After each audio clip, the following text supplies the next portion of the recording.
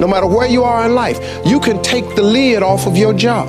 And if you're wondering if you still have the lid on in your life, here are some clues that's going to let you know that the lid is still on. If you're not excited about waking up in the morning, if you're sitting around bored out of your mind, if you got time to do everything anybody asks you to do, you probably got the lid on.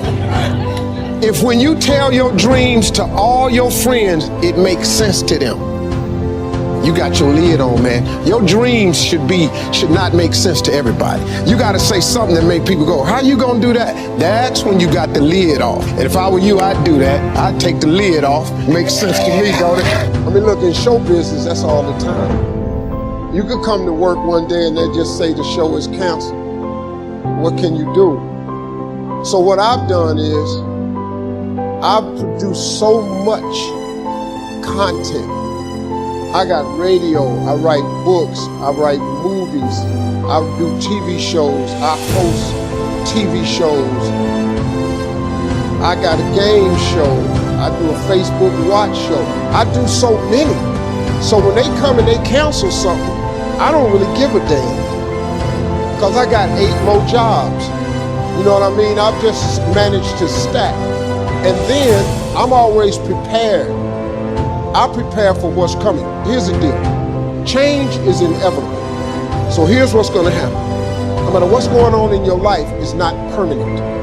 Everything is going to change. So there's 2 things you can do with change. You can react to it or you can participate in it. It's going to change anyway. So if you keep waiting around, you're going to have to react to the change. And now you're behind. But if you participate in the change, if you know the job you have is not going to last forever, I'm just telling you, COVID proved that already.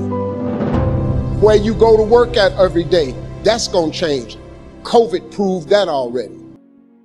Your best laid plans has changed. So what you got to start doing is you got to start anticipating that it's going to change and just start living your life with the preparation for change. No matter what you're doing, you could be doing more. Remember that. It's 24 hours in a day. You got to use as many of those hours to prepare stability for yourself as you can. I said it online, I got in a lot of trouble. If you sleep 8 hours, you're not ever going to be rich. If you have any dreams of being rich, you cannot sleep 8 hours a day. It's only 24 hours in a day. If you sleep 8 hours, that's 1/3 of your life. How can you cannot be asleep 1/3 of your life and become successful. You can't. People got mad at me, they're talking about Steve Harvey prefers wealth over health. No, I'm just telling you, if your ass wants to hit it and be rich, you got to quit bullshit. You got to get your hustle and grind on. You can't sleep 8 hours. Well, how much you sleep? I sleep between 4 and 5 hours. If I get 6 hours, woof, I'm tired. Plus I'm old. I gotta get up. I want to see what today is. I can't miss nothing. Now, I'm old, man. I'm 64 years old, so I can't be laying in the bed waiting. I gotta get up early. I'm up before the sun come up every day because I just want to see what else God got for me. He done gave me a lot. Might as well go see the rest of it, right? You can't see or sleep. So I've always prepared myself for what this business is. And for the first time, I've actually thought about retiring. This is the first time I've ever thought about retiring. So now I want to come home. I'm coming to Africa. The one thing that I have learned to relate to all of my children is to dream. There is nothing bigger than your dream. Nothing is greater than your dream. Now, as we sit in this great educational institution, I am not saying that your education is not important because it's tied to a lot of your dreams. But let me tell you something. There ain't nothing bigger than your dream. Because your dream will propel you to get the education. Don't you ever stop dreaming. Don't you ever stop imagining. And we're going to talk about them 2 things a lot. But don't you ever stop dreaming. Your Bible says a man without a dream or a vision shall perish. That's in your Bible. It ain't just in the one I read. Nowhere in there does it say without an education you perish. But it says without a dream or vision you perish. So if what you're dreaming about requires an education, it is then your dream that propels you to get the education. But the dream is bigger than anything, man. See, if it was an education that caused you to be great or successful, I ain't here today because I don't have one of them. But nobody could outdream you. Your dream is everything, man. It's the biggest part of your life. Look, man, it is that thing that God puts in you that don't let you sleep sometimes. It's your dream. It's that thing, that part of you, man, that wakes you up and stirs the very pit of your soul. I've always taught my children to dream. The secret, though, the secret to real success is if you tie your gift to the dream. Whatever position you find yourself in today, we put ourselves there by a series of thoughts and actions. Thoughts turn into things. That's very important to know. So let's look at both sides of it. For people who think negative thoughts, it turns into negative things. And the direct opposite is true for those who think positive thoughts. It turns into positive things. That's the deal. It's as simple as that, folks. Thoughts become things.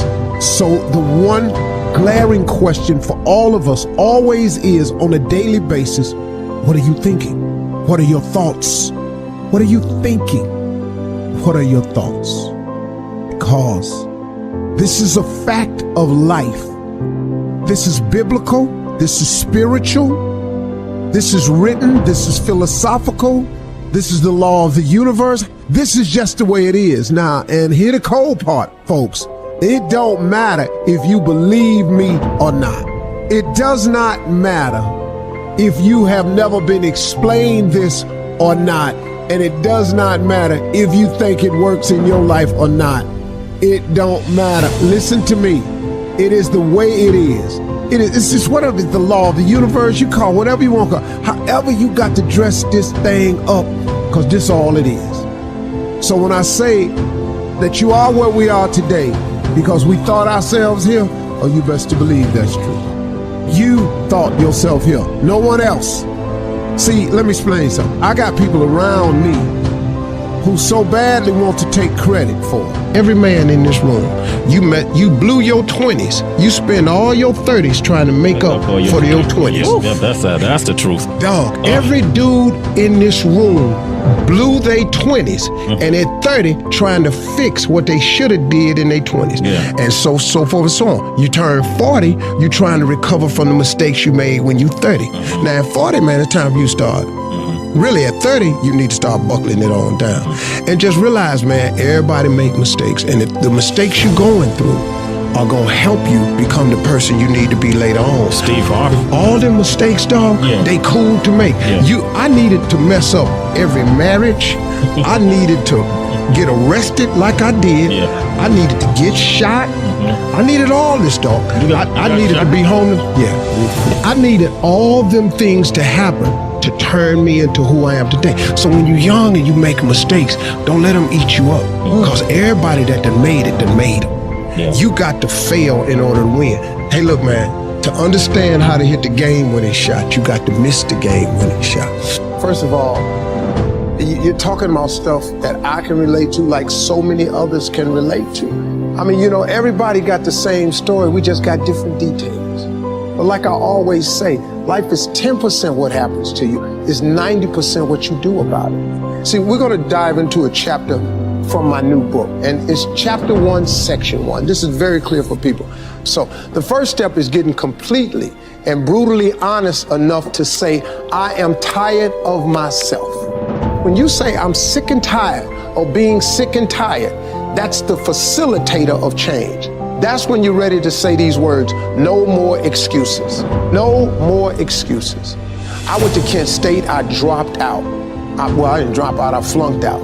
Now that threw my life into a spiral, but because I didn't have a college degree, I could not let that stop me. And like you're doing, where you're saying, all my friends at this age are settling in your careers, you don't even know if they're happy or not. Stop comparing yourself to others. So the first thing you do is stop focusing on other people. Instead, focus on being the best version of you that you can. Then you'll recognize that you deserve to sit at the big table with everybody else after you become the best that you can be. Now, once you've accepted that you have as much right to success and much right to succeed as anybody else, the next step is learning how to talk the talk. You have to get fluid in the language of success so you speak it with ease. Surround yourself with people who've accomplished their dreams and immerse yourself in the culture of achievement. You know, you got to be tough because the road to success is always under construction. It's never a clear path to success. The people who become successful are the people who have a relentless attitude. And you just got to hang in there through the bad breaks, because the bad breaks is coming. But they usually come right before the big break is about to happen. You get a series of bad breaks and it stumbles up a lot of people. My life and my success is to say to anyone, you can stumble, you can fall, you can get back up again. And like I've said before, we each have a gift. But too many people miss out because they refuse to sign the lease on their gift. You keep looking for it outside of you. Stop. Sit with yourself. What is it that you do the absolute best with the least amount of effort? That's your gift. But if you are constantly looking outside of yourself and you don't latch on to your gift, you will never find your purpose. If you want to succeed, you must commit to your own gift and embrace it. Well, same advice I give to my kids, man. If I could get them to understand the importance of their 20s. Because, man, you know what I did? I just blew my 20s. I ended up spending all of my 30s fixing what I messed up in my 30s. Now I spent all of my 40s doing what I could have been doing in my 30s. I looked up, man, I had let too much time slip. If you could get young people to get their foot on the gas pedal in their 20s, because right now they think going out is everything. And I keep telling them, man, you're gonna outgrow that in a minute. Because, you know, like at this age, it's when somebody says, hey, we're gonna go out to a club tonight. What? Go out to a club? You kidding? It don't make no sense to you because you're over that. But it takes a minute for them to understand. It's sad. I wish they did. I wasn't clubbing in my 20s. I didn't know how to make a vision board. I didn't know how to. What really changed my life, man, was I got in Amway when I was about 24. I got in Amway. And that changed my life, man, because the first time ever, they introduced me to self-help books. And I read 2 books that changed my life. It was The Power of Positive Thinking by Norman Vincent Peale and The Magic of Thinking Big by David Schwartz. I read the books and it changed my life. But it also made me remember what my mother taught me, because she was a Sunday school teacher, because all self-help books are Bible-based. Everything comes from the Bible. All of the self-help books, that's Proverbs. That's all it is. The book of wisdom and understanding. If you can read that, it will change your life too. But sometimes you read with regular books where you can relate to it differently. But it's all comes from the Bible. It's like a great book is The Secret. If you read The Secret, it's all Bible verses. It's just based on the Bible. You can't think of nothing new how to tell a person to succeed without the Bible. You can't. It doesn't work that way, you know. So a couple of books changed my life, man. The Magic of Thinking Big was huge. It just taught me one simple principle. It don't cost no more energy to think big than it does small. You can say Volkswagen and you can say Rolls Royce with the same amount of effort. You ain't got the grunt to say Rolls Royce. So if the Bible is true, which it says a man is as he thinketh, if you think poor thoughts, you got to be poor. The moment you change that thought into wealth and riches, you start the process to becoming wealthy. It's not a perfect trick. It's really how it works. People complicate it. You got to do this and you got to do that. But the Bible's pretty plain. Ain't got no loopholes. It really don't. It's just real simple. It say what it say. All you got to do is believe it's talking to you. That's what it is. Most people don't think that God is talking to them. that I come to give you life and give you life more abundantly. You don't think he talking to you? He'll give you life more abundantly. He do. He really will. You ain't got to be rich to have an abundant life. Sometimes you just need to be healthy, happy. You know, you could be really happy, man, making $70,000 a year. You really, really can. You don't need a few million. I did, but you didn't need it. It helped me a little bit. But to be honest, it made me happy. Until you need God to understand. Ministers and prayers. Just tell you for years, man, what I did. You go to church here. Take it from me. Come on, Bob. And the pastor off and say, oh, if you don't believe me, you need that. But I can take a sentence or a thought and make it common. Now, one dude told me, he said, yeah, well, I hear you said it, Robert, but you ain't funny. I ain't got to be funny to you. You've never bought a ticket to see me. No, I haven't. I still made it. It doesn't matter what nobody else thinks. What they got to do? I don't think you're funny. Listen, let me tell you something. If you can think of something to get $10 for, I bet all of you have something that God has gifted you with that you could convince somebody to give you $10 for. I'm going to show you how to become a millionaire. All you need is to have one thing that you can get $10 for. I don't care if it's cutting hair, cutting grass, painting, babysitting, typing papers, walking dogs. I don't care what it is. Just get somebody to give you $10. All I want you to do is do it and get $10. After you get the $10, I want you to do it 10 more times.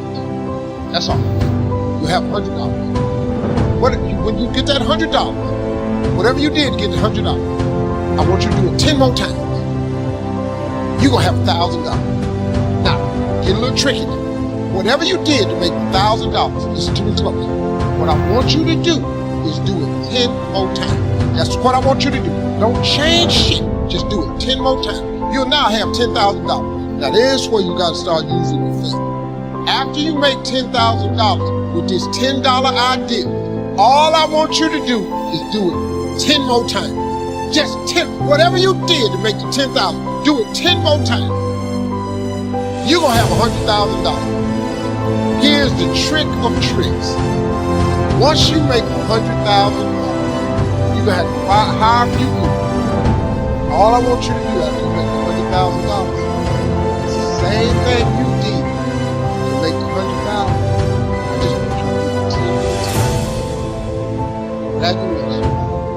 You are a millionaire. That's how it goes. These jokes I'm telling right now, these $25 jokes.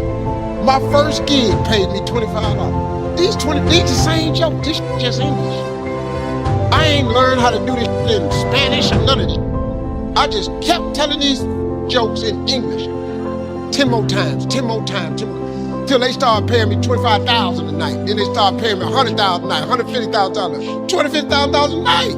I made $500,000 telling jokes in one night. They're the same jokes. I just kept telling them over and over and over and over and over. $25 jokes repeated on a 10-time multiple. You could be a millionaire babysitting. You could be a millionaire doing eyebrows. You could be a millionaire cutting grass. You could be a millionaire as a barber, painting houses. You already have the gift. God has already given you the gift. He gave it to you at birth. You were born with it. God ain't never created a soul he didn't give a birth to. That he didn't give a gift to at birth. You sitting up in here, if you're poor today, it's because you tripping. You just tripping. You done talked yourself out your God-given gift. You done got some funk job somewhere and tried to act like you was happy with it. Now they done furloughed you, now you disappointed. You ought to be jumping for joy. Walk your up the hall, go take your gift God gave you and turn yourself into a millionaire.